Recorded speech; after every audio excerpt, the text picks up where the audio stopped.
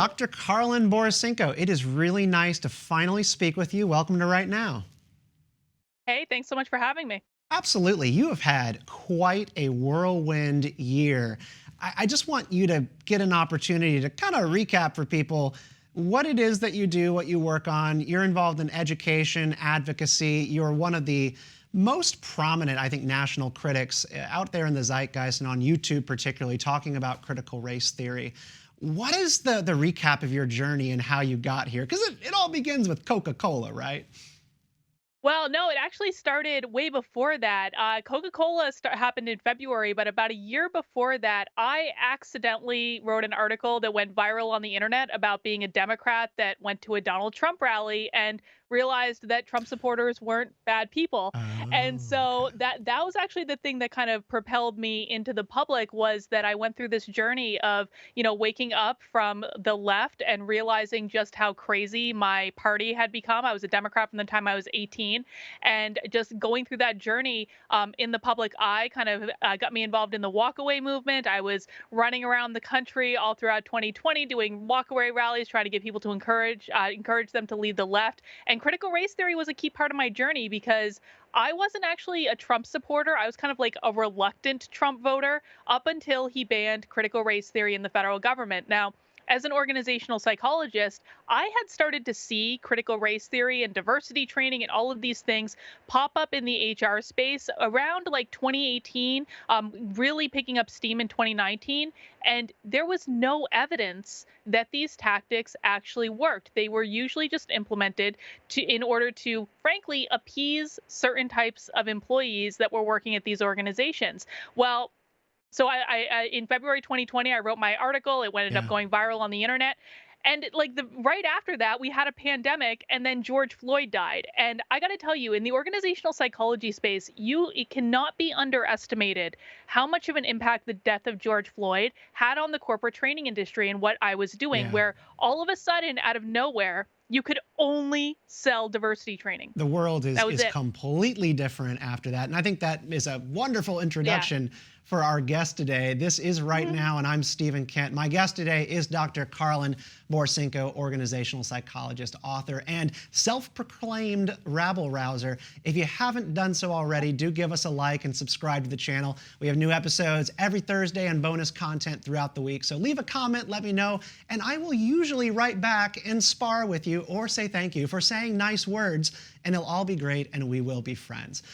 Karlyn, just to kind of go back to a little bit of the origin story there. So I remember the walkaway movement. I say movement in kind of air quotes because when it was happening, I thought it was just like one guy and they were ginning this up way bigger than it was. But I have met now so many people like yourself, Gothix is one as well, who actually did that walkaway thing. And they've not only have their lives completely changed, but they're very different people as a result of kind of waking up to the way that the Democratic Party works and the way they try to trap you into its identity politics. And a lot of people will say it's a big grift to walk away from the Democratic Party and then have a career doing other stuff.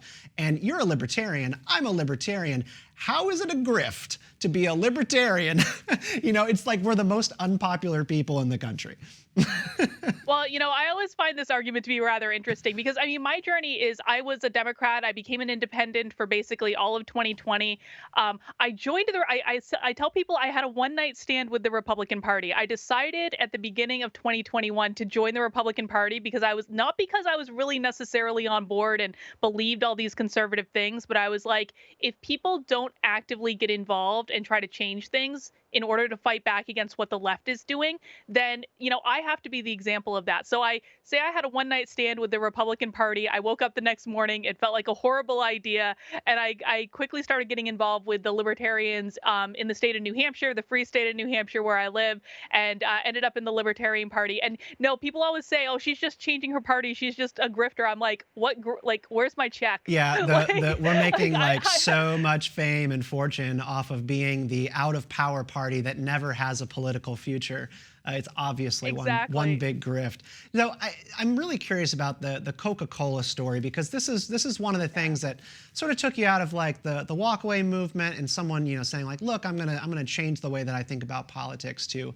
You end up breaking the story about corporate trainings going on regarding Coca-Cola and sort of anti-racism stuff that they're peddling to their employees. Where did this story come from? And how does it sort of factor into the environment that we have today? Because there's this idea that like it's all part of some far left Maoist revolution that they're trying to undo the country with critical race theory. And I think to some extent that's true, but then you look at corporate actors and you're like, this doesn't make any sense. Why would they want to undo the country? Yeah, so for me as an organizational psychologist, I'm very interested in the practical implementation of ideas. And so watching corporate training, looking at what they're doing, because they post this stuff all over YouTube, is just something I got in the habit of doing. I started talking about it a lot on my YouTube channel. Well, wouldn't you know it, when you talk about these things publicly, people send you stuff. And one day I woke up and I had this email from an employee at Coca-Cola saying, we have this crazy training that we all just came in today and we were required to do this crazy training. And I said, can you get me pictures? And they said, yes. And within half an hour, I had pictures. I did a little work to authenticate the training, because the training that the employees were actually doing was based on LinkedIn Learning, which is the most used corporate training platform in the world. And so it was very easy for me to actually go on and see exactly the training that Coca-Cola was mandating its employees do. And so I know that's in there, right? Yeah. So exactly. So this training was put together by a woman named Robin DiAngelo, who wrote White Fragility, one of the patron saints of critical race theory. And it was basically talking about how you need to undo your whiteness, how white people are aggressive and they don't listen and they're not humble and any of these things. And they had this culminating slide that literally said, try to be less white. Well, I took those images, I put them out on Twitter, thinking it would make a little noise, and it ended up getting like 27 million views. And actually, it was actually really great, because LinkedIn ended up pulling the training off of their platform entirely. And what people don't know is it wasn't just Coca-Cola using this training. There were many major corporations that had employees in this training. And so it was a great thing that LinkedIn ended up pulling it off their platform entirely. Yeah, I mean, this kind of thing has trickled down, not just from like the top corporate sector, but down into nonprofits. You know, here in the Alexandria sort of DC area, the Little League Coaches Association basically requires this of you now. You have to go through these trainings, through these sort of outside diversity, equity, and inclusion groups, or you cannot be granted the certificate to teach Little League and soccer in the DC area. And people wonder why folks are wondering why this stuff is all of a sudden coming out of nowhere and being forced upon you. You know, I was like thinking about the Microsoft training last week, or the big presentation that they gave, where they were not only apologizing for their HQ being on the grounds of Native American peoples, but also giving their pronouns, telling everybody what they're wearing to account for blind folks who might be in the audience, which is a very new practice. And this whole thing just comes out of nowhere. And I can't imagine that any of these people could have said no to doing that. I bet the criteria is you have to do that if you're going to be out on stage representing Microsoft or any of these corporations. You have to buy into it. Absolutely. They're not going to put you in a position of being in the public eye if you don't buy into what they're doing. But I want to go back and say, where did all this come from? It's actually been around for a really long time. There was a document that a lot of this training is based off of. Basically, like if you even just go and Google white supremacist organization, you're going to come up with a checklist of all the things that create a white supremacist organization. You'll see things like writing memos is a trait of white supremacy. Being on time is a trait of white supremacy. Getting your work in on time is a trait of white supremacy, things like that. This has actually been around since the mid 2000s. So it's been around for over 10 years now. This is not something that just popped up out of nowhere. It's been creeping into the HR space. And like I said, I've presented at every major HR conference in the world. Yeah. And I started seeing this stuff creep in really heavily around 2017, 2018, accelerating in 2019. And I think that basically what we're getting at here is the difference, and we need to talk about it as soon as we get into sort of how this is broken into politics, but the difference between like white identity, being white, right? And then this idea of whiteness as a condition, like being white is an attitude, a thing that sort of characterizes the way in which you interact with the world. This is why you can have like far left commentators talking about Winsome Sears, for example, the new lieutenant governor in Virginia, a black woman, as sort of having internalized whiteness. Or they talked about her as like on MSNBC as a moving black mouth for white causes. It's just a very shocking thing to say on television news. And so that brings me to Virginia, because I think Virginia represents a turning point in how the nation is thinking about critical race theory in what was going to be a blue state in a very blue county. Republicans have seized on this effectively. And I know you don't think it's been entirely constructive, but are you looking at the political climate right now and saying we're headed in the right direction? If not, why? Oh, I absolutely think that we're headed in the right direction. Listen, the fact that critical race theory is a national issue and was the deciding factor of the election in Virginia, I think is a really positive thing. I think it's a really positive thing that parents are getting involved in school boards, and they're speaking up and they're being more aware of what their kids are actually being taught. I think where I would caution people is to understand that the things you see in the media are the most extreme possible versions of what's going on, but that doesn't mean that the less outlandish stuff is any less dangerous. Listen, what is going on in the public schools in particular? I started out looking at this stuff in organizations, but I quickly realized that the biggest problem that we're facing is in the public schools. And what we're facing there is not just critical race theory, but it's this new thing called social emotional learning that is literally about rewiring kids' brains when they're way too young to defend themselves. And you can use that in order to make them easier to indoctrinate into critical race theory or, frankly, any other bad idea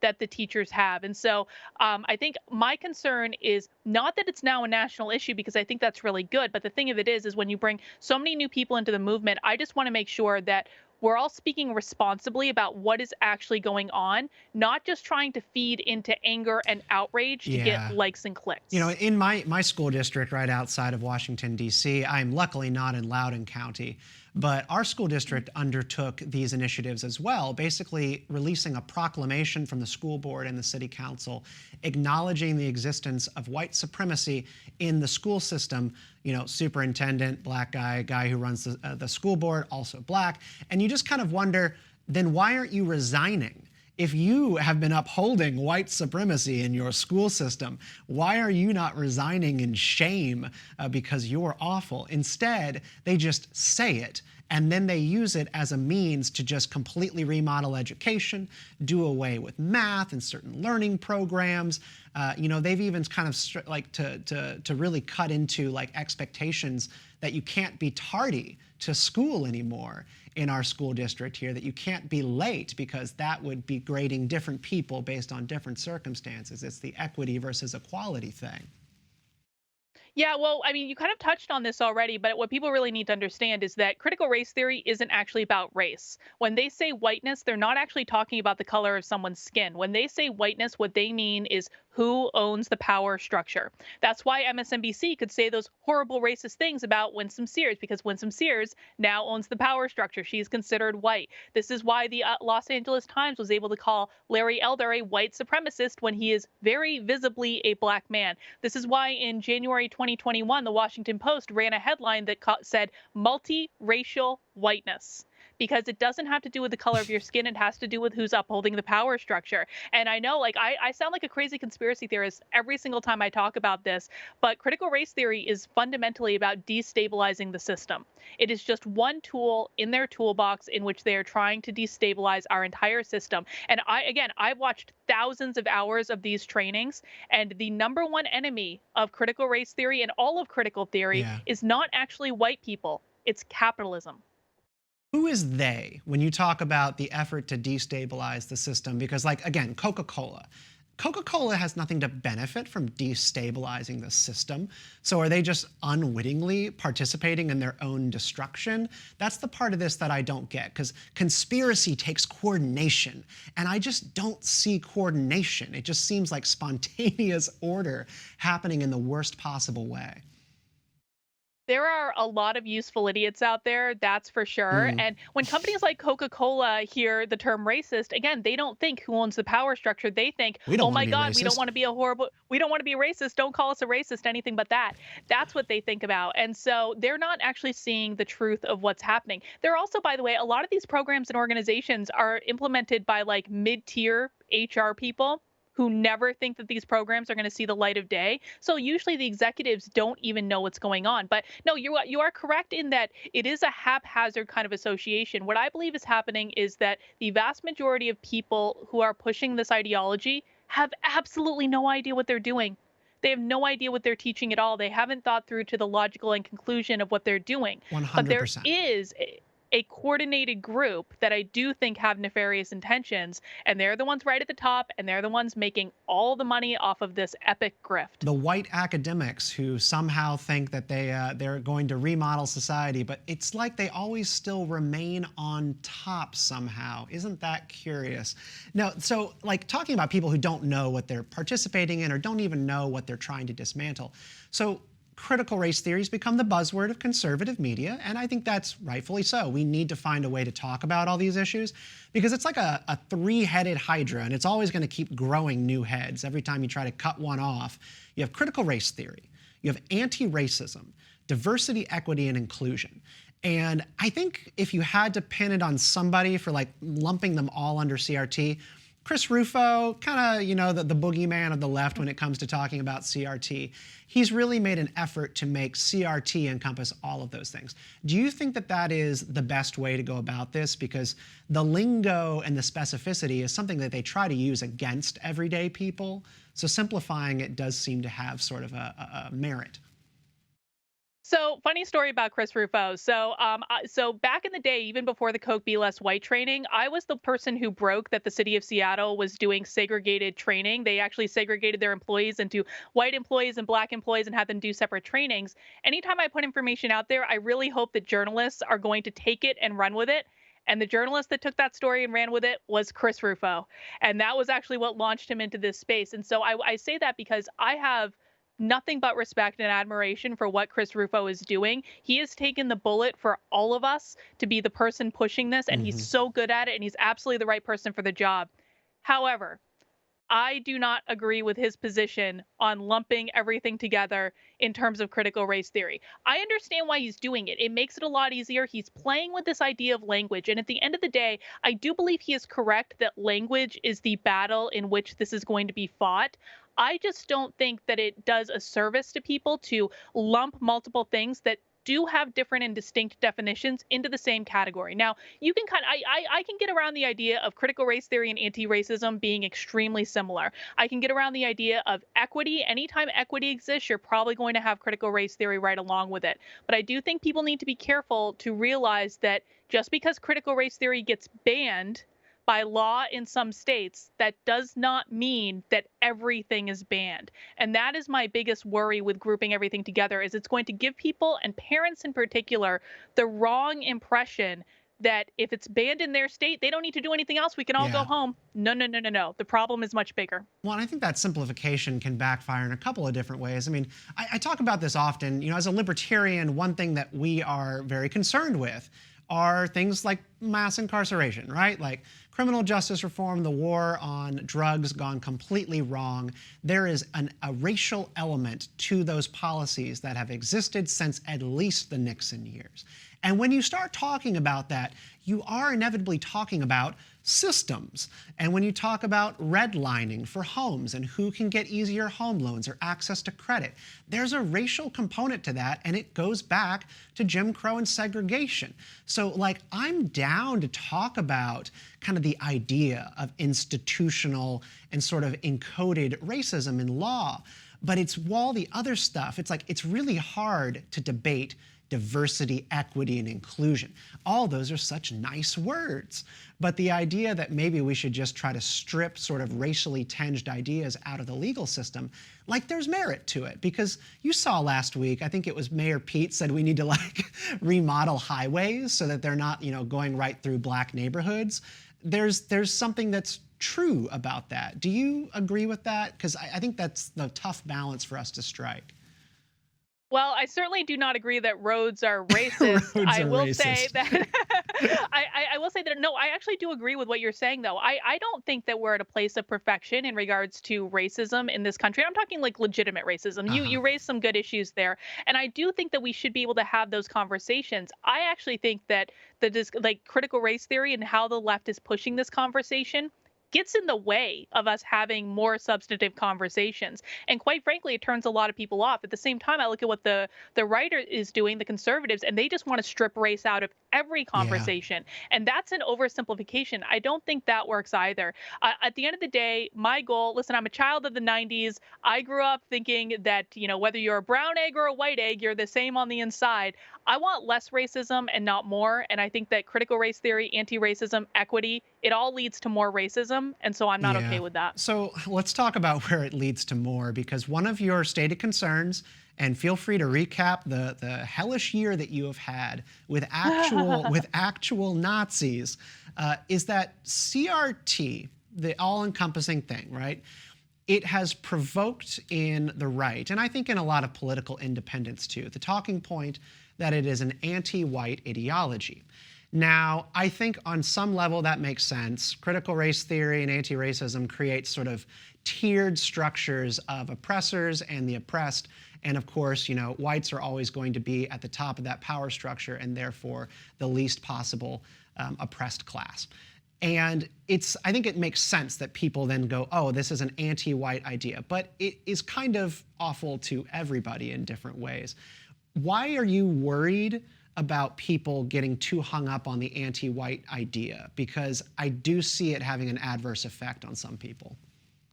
Well, it's not just the anti-white idea. It is actually the very specific term anti-white. So back in June, I accidentally kicked the hornet's nest of white identitarians. Now, this happened when conservative media was starting to talk a lot. They were using the term anti-white Yeah. all over the place. And my first reaction to that was, well, no, critical race theory is racist. It's racist against everyone. Critical race theory says black people can't go to the DMV and get an ID and can't work hard and can't show up on time.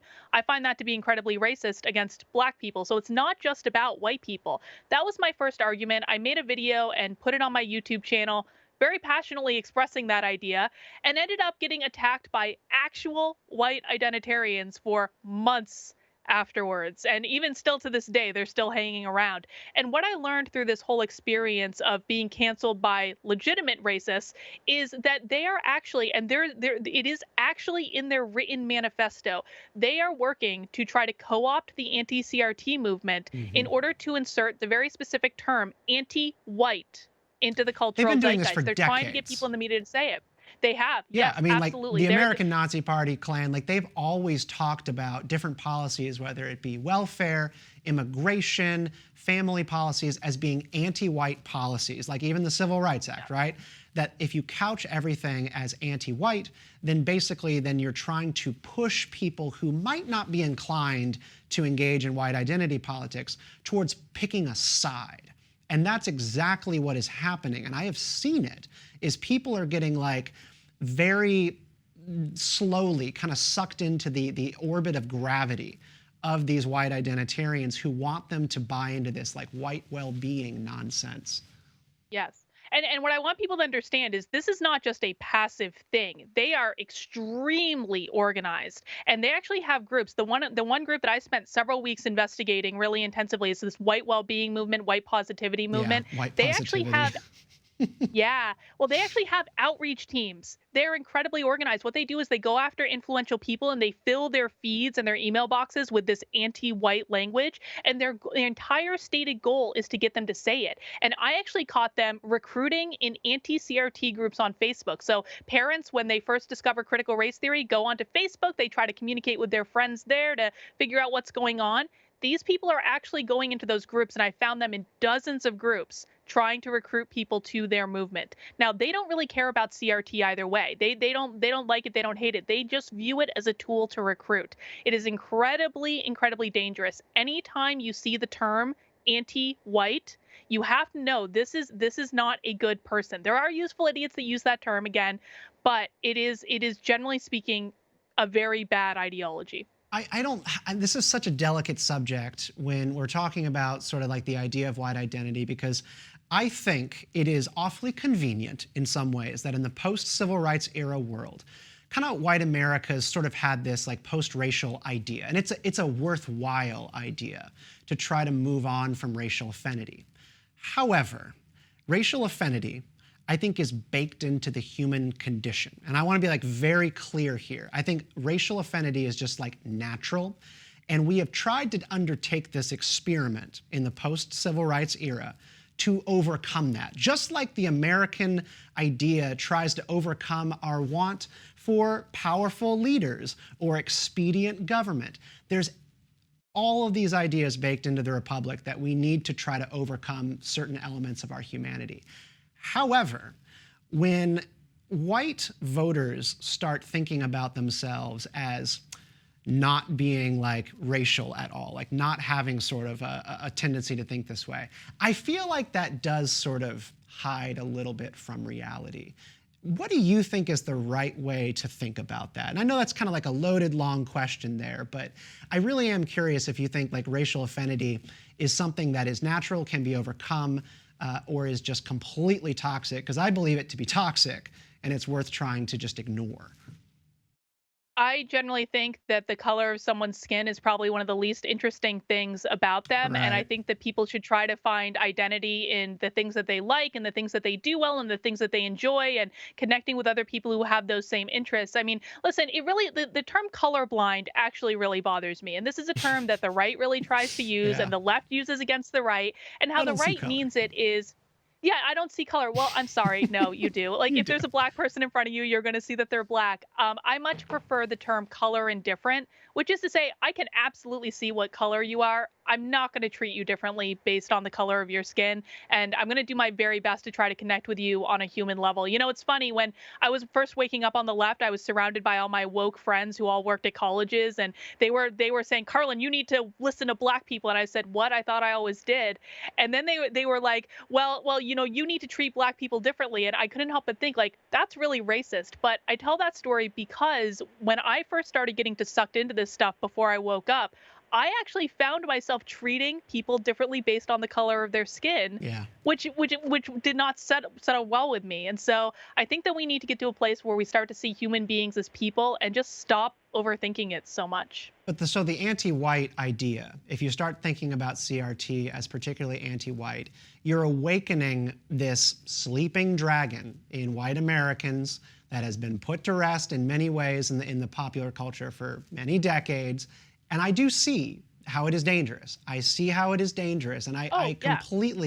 I completely agree with you that this idea that we should racialize everything is going to end well for racial harmony, racial progress, kids playing nicely with each other on the playground, not thinking at all about skin color. And that's where I come back to your corner, which is this has got to be part of the plan. It's destabilizing to the max to try to recenter race in American life. Yeah, no, absolutely. And I think that if your biggest problem with critical race theory is that how it impacts white people, well, you just proved the premise of Robin DiAngelo's book, White Fragility. Exactly. I I care about how this impacts all people. I don't just care about white people. And I think that it's a really short-sighted view. And I just want to put a fine-tooth point on this. Like, Yeah. again, I did intensive research on this white well-being, this white positivity movement. It is much bigger than people think it is. I think there are at least 30,000 people in the United States, and I think that that's a lowball estimate. Hmm. I think it's growing. I think it's picking up steam, and I think it's something that people need to be paying attention to. This is not a road we want to go down again. No, we need to be going down the road of individual identity, and they want to take us back to the era of collectivism. You know, these twin specters of communism, fascism, Nazism, and you know, again, commies. Like, this is like the 1940s being re-dredged up in the 2000s just to try to put us down this road of hell and collectivist conflict again. And I am just trying everything I can to get people to focus on who they are as an individual, not what group people are telling them they're part of. Because the more these people try to tell us, like, you know, you have certain groups that you're supposed to be a part of, we go backwards. And I do not want to see that.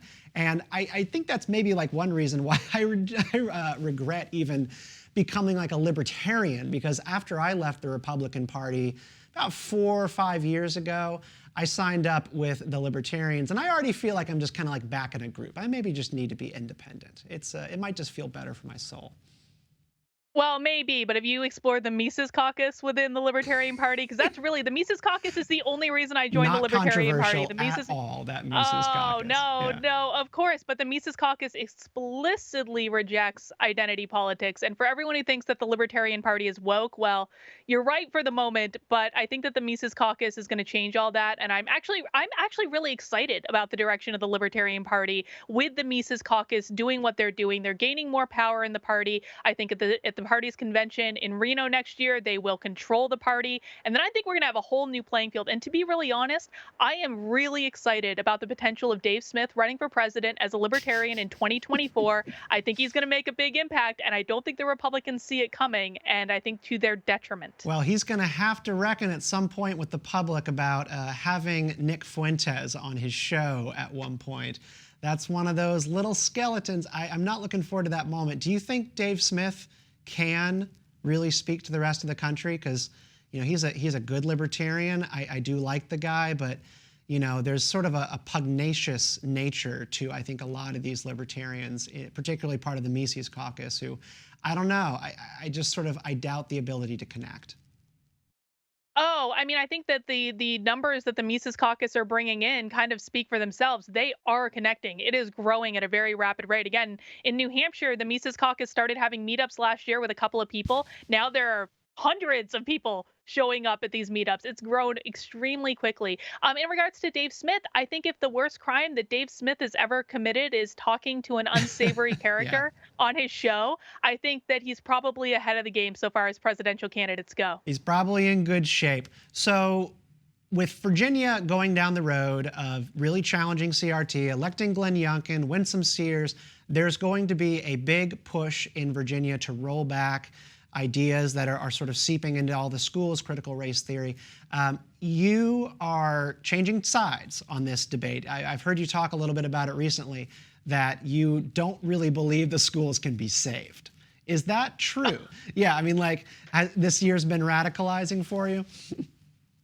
Oh, yeah, absolutely. I do not believe that the public schools can be saved. I think the ultimate goal should be to dismantle the Department of Education, defund the schools entirely. Now, I'm not an unreasonable person. I don't think that's going to happen right away. I'll take I don't school think so. choice in the meantime.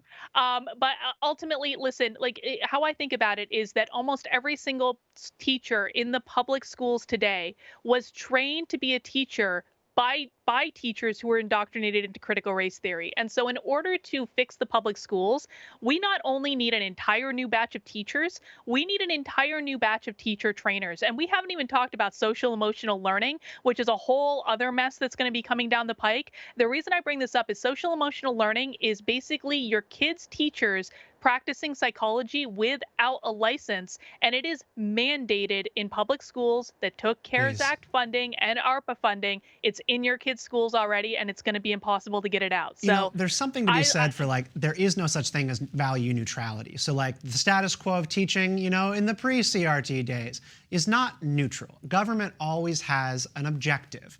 And what they're teaching in classrooms is what they want you to consider the objective truth.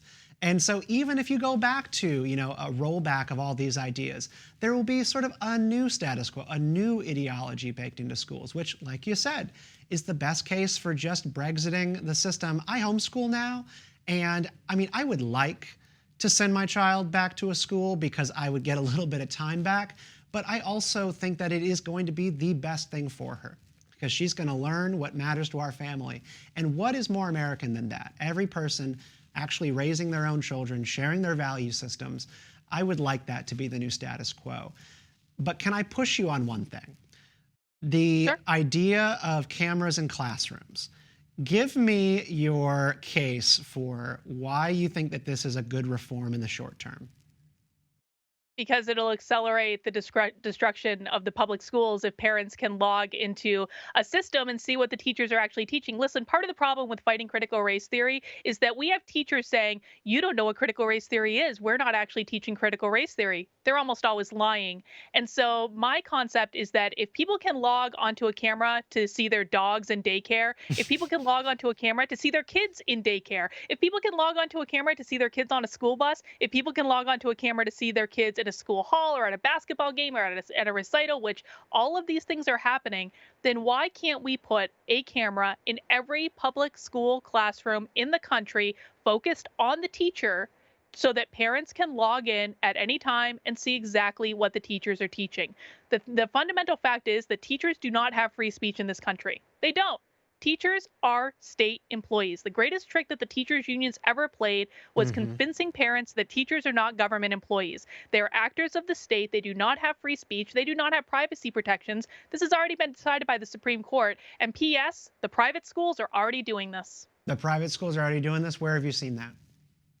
Oh, I've seen that all over. Definitely private schools in New Hampshire, but I've heard from people all over the country that there are private schools that are already putting cameras in classrooms. So Karlyn, the reason that I sort of cringe at this, and you've made a good case, and I want to like tell you where I agree with you on that, but I just cringe at this as sort of like a post 9/11 kid who watched in the 2000s as schools became more and more like prisons, just one bit at a time, whether it be police resource officers, and the more school shootings happen, you've got more armed men walking around your public schools.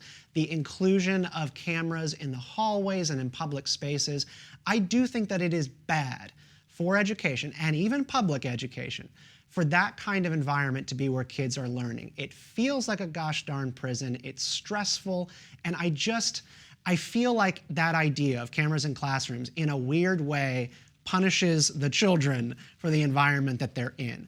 But the distinction you try to make is that the camera's on the teacher only. Is that like the deal breaker for you? Oh, yeah, this is not to spy on kids at all. Though I will say that I agree with you 100% that I think schools are like prisons. I don't think they're good places. That's why I wanted to fund them. And I think that cameras in classrooms is a critical step in order to defunding them. And P.S., I think, by the way, like if teachers know they're being watched, I also think they would be more mindful about not teaching blatantly toxic stuff that can get them fired. So is it a perfect solution? No, but we don't live in a perfect world. We live in a world where kids are already on camera from the time they step on the school bus until the time they go home at night. It's just not happening in the classroom. So why is the classroom a step too far when it could give parents the information that they need in order to better take care of their child? I guess I just keep thinking, like, who is going to be watching this besides like Fox News producers who are just like looking for something that they can put on TV? But as you said, that's the point. You know, the point is to increase accountability and the perception of when I'm talking to these kids, people will hear me. So I'm going to teach what I'm supposed to teach. Because you are correct, and I completely agree with you. This academic freedom idea is BS as far as public schools go. The CRT people and the left, they try to conflate college professors with second grade teachers. You will say, I don't want anti-racism and whiteness as a concept being taught to my child. And they'll go, you don't think kids are too, fragile to learn about race? And I go, I learned about it in college, and I think it's fine. I paid to go do that. And also, I was an adult. I could handle those ideas and grapple with nuance. But you want to talk to second graders about that instead of teaching them to read and write and do addition. And I don't buy it one single bit. They want us to think about second grade teachers as college professors, and it's a lie. Yeah, that's exactly right. And a nuance that I want to put out there is I'm actually not in favor of there being general public access to these feeds. I think that they should be available to parents with kids in the actual class. But the other thing is too is they did this all through 2020. Teachers were teaching online all through 2020, completely available on the internet. They actually already have the tools to do it. They already have the ability to do it.